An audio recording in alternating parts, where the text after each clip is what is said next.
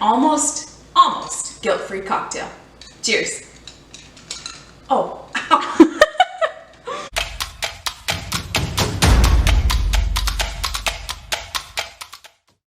Hey party people, Mara here from Joyful Hostess. This week we decided to lighten things up a bit and we are making a Paloma.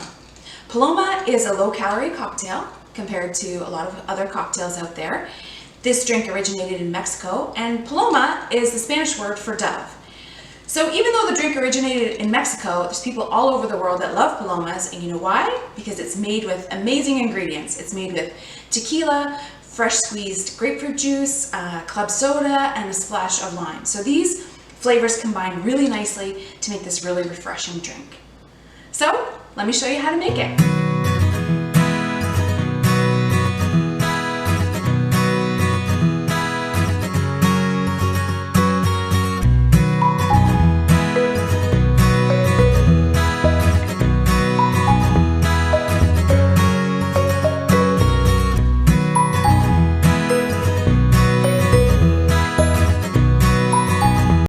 And there you have it, an almost guilt-free cocktail.